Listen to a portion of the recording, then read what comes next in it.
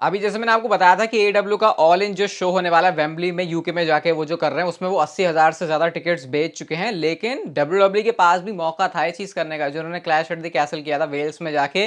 WW ने initially उसको Wembley में जाके ही करने का प्लान किया था, लेकिन बाद में जो भी उनकी स्ट्रेटजीज वगैरह बनी थी वो मुझे नहीं पता क्या हुआ था, उसकी वजह से उनको उसको चेंज करना पड़ा। बट अब बहुत हाई चांसेस है कि अगला जो भी डब्ल्यूडब्ल्यू अपना शो करवाएगी वो वेम्बली के बड़े वाले स्टेडियम के अंदर ही होगा। और फुटबॉल के अगर आप मायनों में देखो तो वो स्टेडियम की जो नाम है वो वैसे भी बहुत ज्यादा बड़ा है। और स्पेशली एडब्ल्यू की ऐसी वाली सक्सेस देखे कि जब एडब्ल्यू कर सकते हैं तो फिर हम किस लेवल पर कर सकते हैं, ये सोच के डब्ल्यूडब्ल्यू का वेम्बली में एक बहुत बड़ा वाला शो करना तो पक्का ही है। और ड्रू मैकिंटायर अगर शो पर बुक हुए तो उनकी चांदी भी है फिर। Okay, hello chatters, my name is Rohit and you are watching Wrestle Chatter. Welcome है गाइस आपका वॉइस ऑफ रेसलिंग के एक और नए एपिसोड में। सबसे पहले हम लोग शुरुआत करते हैं स्मैकडाउन जो टोरंटो में हुई थी, उसने क्या क्या नई नई चीजें करी हैं। सबसे पहले तो टोरंटो के अंदर रॉ हो या फिर स्मैकडाउन हो, डब्ल्यूडब्ल्यू के लिए सबसे ज्यादा ग्रॉसिंग इवेंट था, मतलब सबसे ज्यादा उनकी जो हाईएस्ट ग्रॉसिंग, सबसे ज्यादा पैसे कमाने वाली चीज हुई है। और ये सिर्फ स्मैकडाउन के लिए नहीं है, चाहे रॉ हो चाहे स्मैकडाउन, दोनों को मिलाकर है। इसकी अटेंडेंस भी 14,000 से ज्यादा थी, मतलब 14,000 लोग देखने आ रहे हैं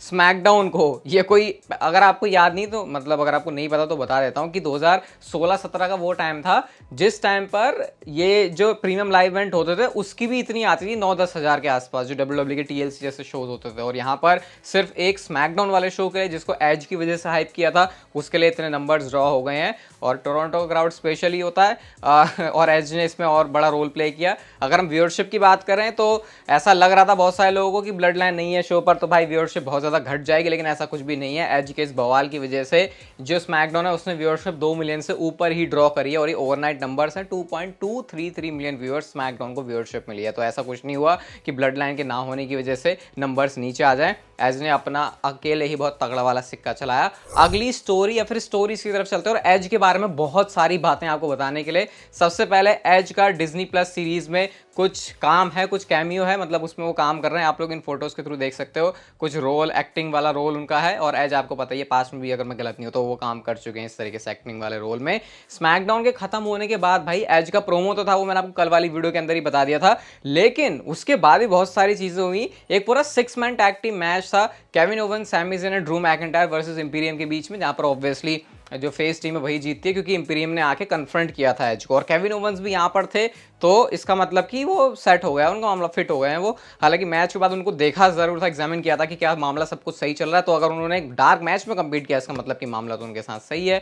इसके साथ साथ गाइज एज की ये आप लोग फोटो भी देख सकते हो जो उन्होंने बैक से जाके शेमस को सीधा हक किया था। और ये मैच था जो कि एज करना चाहते थे हमेशा से ही शेमस के साथ, और वो मैच उनको मिल गया तो उनके लिए काफी खुशी की बात है। लेकिन गाइज सबसे बड़ी चीज ये है, अगर मैं आपसे ये कहूं कि एज डब्ल्यूडब्ल्यू कंपनी छोड़कर एडब्ल्यू कंपनी के अंदर जा रहे हैं, और गाइस इसके पीछे ऐसा नहीं है कि बहुत बिल्कुल बात हवा में उड़ के आई है या फिर ये सिर्फ स्पेकुलेशन है, ये काफी स्ट्रांग रिपोर्ट है कि इंटरनली लोग ये बिलीव करते हैं कि एज डब्ल्यूडब्ल्यू कंपनी छोड़ के अब एडब्ल्यू कंपनी की तरफ जा रहे हैं। और गाइस अगर मैं एज को देखूं, क्या वो बंदा मेरी नजर में ऐसा है जो एडब्ल्यू कंपनी में जा सकता है, तो बहुत स्ट्रांग यस मेरा दिमाग उसको देता है, क्योंकि एज को रेसलिंग से प्यार है, उनको इतना कोई फर्क नहीं पड़ता कि वो कौन सी कंपनी में, पैसे वैसे से उनको कोई लेना देना है नहीं। तो फिर ऐसे में एडब्ल्यू में ऑलरेडी क्रिश्चियन जो कि उनके बहुत क्लोज फ्रेंड है वो भी काम करते हैं, तो शायद अपना पूरा रेसलिंग करियर खत्म करने से पहले एक बार एडब्ल्यू कंपनी के अंदर भी एज जाना चाहें, और इस वजह से वो आपको वहां पर देखने को मिल भी सकते हैं। रूमर्स ये भी आ गए कि एडब्ल्यू का जो ऑल इन वेम्बली में होने वाला है वहां पर एज आ जाएंगे। हालांकि मुझे उसकी पॉसिबिलिटी नहीं लगती, क्योंकि पहले तो सितंबर में जाके डब्ल्यूडब्ल्यू का जो कॉन्ट्रैक्ट है वो एज का खत्म हो रहा है। अब ऐसा भी हो सकता है देखो कि एज जो है रेसलमेनिया जाने तक अपना फाइनल मैच एक और करके जाए डब्ल्यूडब्ल्यू से, क्योंकि उन्होंने कंफ्यूजन में लटका के तो रखा हुआ है फैंस को। लेकिन ये एडब्ल्यू में जाने के रूमर जो उनके आए हैं भाई, ये सच में बहुत खतरनाक है, और ये एक रियल पॉसिबिलिटी है कि एज एडब्ल्यू कंपनी के अंदर चले जाएं। और इसमें ऐसा भी नहीं होगा कि कोई उन्होंने लॉयल्टी धोखा दे दिया डब्ल्यूडब्ल्यू को, ऐसा कुछ नहीं होगा, क्योंकि उनका इन जनरल रेसलिंग से बहुत ज्यादा प्यार है और उसके लिए वो एडब्ल्यू कंपनी के अंदर भी जा सकते हैं।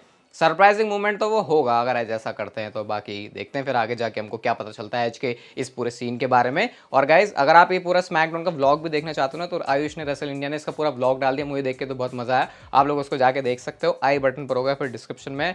बाकी कुछ टाइम बाद हम भी कर लेंगे सुपरस्टार स्पेक्टिकल का, बट कैनेडा में रहने की उनकी तो चांदी है भाई, स्मैकडाउन देख रहे हैं मजे से, तो जाके आप व्लॉग देख सकते हो। अगली स्टोरी की तरफ हम लोग चलते हैं, और ये कहानी जुड़ी है रे मिस्टीरियो से और अगले स्मैकडाउन के शो से। तो अगले स्मैकडाउन में तो हमको पता है कि जिमी जिमी ऊसो वापस आने वाले हैं और ये WWE ने ऑफिशियली एडवर्टाइज कर दिया है। लेकिन साथ ही साथ रे मिस्टीरियो और ग्रेसन वॉलर का मैच भी WWE ने ऑफिशियल कर दिया है नेक्स्ट स्मैकडाउन के एपिसोड के लिए। मैं तो ये देखने के लिए बहुत इंटरेस्टेड हूँ कि एले नाइट और मिज की कहानी है, फिर मिज इसमें भी इन्वॉल्व हुए हैं और फिर ऑस्टिन थेरी को टाइटल शॉट मिला है, वो लेंगे रे मिस्टीरियो से। तो ये काफ़ी जो WWE ने ऐसे आपस में बिल्कुल ऐसे तार वार से जोड़े ना, ये बढ़िया काम किया है। तो स्मैकडाउन पे भले ही ब्लड लाइन नहीं थी, लेकिन WWE को और स्टोरी लाइन को प्रोग्रेस करने का मौका मिल गया। तो ये WWE ने यहाँ पर इसका एक बेनिफिट उठा लिया। कोडी रोड्स की बात करते हैं भाई, और क्लियरली कोडी रोड्स ने आज वो चीज़ बोल दी है जो कि फैंस को थोड़ा सा कंफ्यूजन था। कोडी रोड्स ने क्लियरली बोला कि फिनिश द स्टोरी जो टर्म है वो किसी भी तरीके से वर्ल्ड हेवीवेट चैंपियनशिप से लिंक्ड नहीं है। वो कहते हैं वो चैंपियनशिप दिखने में बहुत अच्छी है, मैंने उसके ऊपर ऑटोग्राफ करके साइन करके दी है फैंस को, लेकिन जो स्टोरी फिनिश करने वाली चीज़ है वो रिलेटेड इस चैंपियनशिप से बिल्कुल भी नहीं है। कोई नई चैंपियनशिप आती है अगर मार्केट में तो सब कहता है हमको गोल्ड रश है, हम इस चैंपियनशिप के पीछे जाएंगे, लेकिन उनकी नजरें इस चीज़ के ऊपर बिल्कुल भी नहीं है। और डायरेक्टली इनडायरेक्टली जैसा भी आप लोग इसको सोचो, कोडी रोड्स कहना चाह रहे हैं भाई रोमन रेंस और तेरी जो चैंपियनशिप है वही जीत के मैं अपनी स्टोरी फिनिश करूंगा, बाकी ऑब्वियसली इंटरकॉन्टिनेंटल चैंपियनशिप और यूएस चैंपियनशिप की बात तो कोडी रोड्स नहीं कर रहे। तो बंदे के अंदर अभी भी वो तगड़ा वाला चल रहा है कि नहीं चैंपियनशिप तो मुझे रोमन रेंस की लेनी है। अब देखते हैं रेसलमेनिया में मैच क्या सेटअप हो रहा है, और हो रहा है तो क्या तो क्या कोडी रोड्स जीत रहे हैं। अगली स्टोरी सैमी ज़ेन से रिलेटेड है, और सैमी ज़ेन ने ब्लड लाइन की स्टोरी लाइन में काम करते करते कुछ एक बड़ी इंटरेस्टिंग बात बोली। वो ये कहते हैं कि पहले मैं जो रेसलिंग को देखता था ना, इस प्रोफेशनल रेसलिंग का करियर को देखता था, मैं उसको थोड़ा अलग तरीके से देखता था, लेकिन ये ब्लड लाइन की स्टोरी लाइन में आने के बाद एक्टिंग वाली साइड पे भी मेरा ज्यादा फोकस जा रहा है। और वो ये कहता है कि वो अपना एक्टिंग में भी करियर देखना चाहते हैं, स्पेशली ब्लड लाइन में काम करने के बाद। अब देखो सैमी ज़ेन ने ऐसा नहीं कहा कि वो हॉलीवुड में जाके काम करेंगे, फिर ऐसा वो कह रहे लोकल थिएटर ड्रामा जो भी सब है मैं वो करूंगा, लेकिन मेरी एक्टिंग वाली जो साइड है उसको अंदर से जगा दिया है ये पूरी ब्लड लाइन वाली स्टोरी लाइन ने। तो ऐसा हो सकता है कि आपको सैमी ज़ेन भी इधर उधर देखने को मिल जाए। अब शायद लोकल थिएटर तो उन्होंने अपने आप को थोड़ा सा ग्राउंडेड रखने के लिए बोल दिया होगा, लेकिन शायद वो हॉलीवुड की तरफ भी देख रहे हैं, और इन फ्यूचर हो सकता है कोई छोटे मोटे रोल भी कर लें सैमी ज़ेन हॉलीवुड में जाके। अगली स्टोरी रेसलमेनिया 40 के टिकट्स से रिलेटेड है। तो जो सेल है वो लाइव चली गई थी, टिकट्स अब इसकी ओपन है खरीदने के लिए। और गाइस WWE ने सारे पिछले पुराने जो भी रिकॉर्ड है सब तोड़ दिए। दोनों नाइट्स को मिला के WWE के 90,000 से ज़्यादा टिकट्स बिक चुके हैं रेसलमेनिया की दोनों नाइट्स के लिए। मैं कंबाइंड की बात कर रहा हूँ। और गाइस जो चीपेस्ट टिकट भी है ना, कॉम्बो अगर कोई बंदा ले रहा है नाइट 1 और नाइट 2 के लिए, तो वो $3,000, अगर हम इसे इंडियन रुपीज़ में कन्वर्ट करें तो ये 2.5 लाख के आसपास आते हैं। तो इस तरीके से WWE का जो मुनाफा है, जो प्रॉफिट है, वो बहुत ज़्यादा हो रहा है। अगर आप लोग मेरा स्टेटस पूछ रहे हो भाई, तो मेरा स्टेटस कुछ ऐसा है कि अभी अपन को एक सर्जरी से फिर से जाना है, जो कि शायद मेरी नेक्स्ट ईयर होने वाली है स्टार्टिंग में। तो उस समय मेरी रिकवरी की प्रोसेस चल रही होगी, तो इस बार भी मेरे शेड्यूल से ये मामला जो है थोड़ा सा आउट हो जाएगा। बाकी बोला तो था मैंने पहले, लेकिन अब क्या कर सकते भाई, नहीं हो रहा तो नहीं हो रहा। अगली स्टोरी की तरफ गाइस हम लोग चलते हैं, और ये गुंथर से रिलेटेड है। तो गुंथर ने ये बोला कि हॉन्की टोंक मैन का वो जो रिकॉर्ड है उसको तोड़ने वाले हैं। तो उन्होंने ये कहा कि मैंने कभी भी हॉन्की टोंक मैन के रेन को दिमाग में रख के सोचा ही नहीं कि मैं इंटरकॉन्टिनेंटल चैंपियनशिप का रेन जो है लॉन्गेस्ट एवर चैंपियन बनूंगा। मैं आपको ये बता चुका हूँ कि जो गुंथर हैं जब वो भारत में होंगे, जब वो भारत की सरजमी पर होंगे, उस टाइम पर वो इंटरकॉन्टिनेंटल चैंपियनशिप का रिकॉर्ड तोड़ने वाले हैं, यानी कि सबसे ज़्यादा टाइम तक चैंपियन रहने का। तो इस बारे में वैसे उन्होंने सोचा नहीं है। बाकी वो तो रॉयल रंबल में जाके भी कमाल करने की बात कर रहे हैं कि भाई मैं ऐसे जीत जाऊंगा, मैं चैंपियनशिप इंटरकॉन्टिनेंटल चैंपियनशिप लेके रॉयल रंबल में जीतूंगा, उसके बाद रेसलमेनिया में लेके जाऊंगा। दिन तो अच्छे चल रहे हैं गुंथर के। तो कोई तो है ऐसा बंदा जो बहुत अच्छे से ध्यान रख रहा है उनका, शायद वो बंदे ट्रिपल एच ही होने चाहिए। अगली स्टोरी ट्रिश स्ट्रैटस और बेकी लिंच से रिलेटेड है गाइस, और इनका जो मैच है वो पे बैक के लिए ऑफिशियल हो चुका है।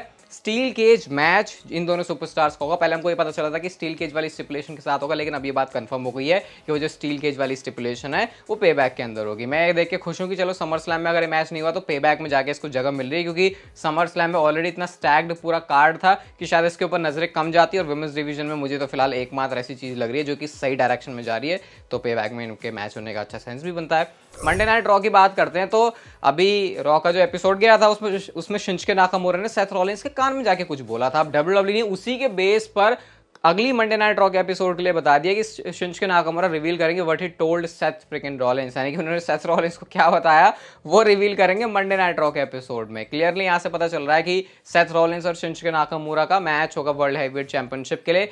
इसको लेकर मैंने अपनी डिसअपॉइंटमेंट तो जाहिर कर ही दी है कि कैसे नाकामुरा को बिल्ड किया नहीं और उसके बाद सेथ रॉलिंस के सामने रख दिया। इससे सेथ रॉलिंस का जो रेन है उस पर भी थोड़ा सा ऐसे गलत सा असर पड़ेगा, ऐसा मुझे लगता है। बाकी देखो अब डायरेक्शन कैसी जाती है इनकी। रोमन रेंस की बात करते हैं, और उनकी अनडिस्प्यूटेड WWE यूनिवर्सल चैंपियनशिप की, WWE यूनिवर्सल चैंपियनशिप की और यूनिवर्सल चैंपियनशिप की। तो भाई इन दोनों टाइटल को मिला के हमको पता है WWE ने एक टाइटल बना दी, ट्रिपल एच ने उसको जो है वो रोमन रेंस को लेके आए थे। लेकिन एक पॉइंट पर रोमन रेंस ये दोनों टाइटल WWE के अंदर वापस आएंगी, क्योंकि WWE की वेबसाइट के ऊपर गाइस इस चीज को अलग तरीके से लिस्ट किया गया है। यहाँ पे WWE चैंपियनशिप का जो रेन है वो WWE बता रही है 503 दिनों का, जो मैं आपको पहले ही अभी मैंने शायद कल परसों वाली वीडियो में बताया था, परसों वाले में बताया था। और जो यूनिवर्सल चैंपियनशिप है उसका 1000 से ज्यादा है। तो भले ही एक टाइटल WWE ने बना दिया उसको, लेकिन इंडिविजुअली ही WWE इसको चला रही है और ये टाइटल रिटायर नहीं हुई है। WWE ने क्लियरली यहाँ पे लिखा है कि प्रेजेंट में टाइटल चल रहे हैं इस समय कंपनी के अंदर। तो ये यूनिवर्सल चैंपियनशिप और WWE चैंपियनशिप कहीं भी गई नहीं है। इवन ये दोनों टाइटल वापस आ सकते हैं कंपनी के अंदर ऐसे अलग अलग तरीके से, क्योंकि वर्ल्ड हेवीवेट चैंपियनशिप को लेके आ गया तो उनको मौका मिला एक टाइटल को इसको बनाने का।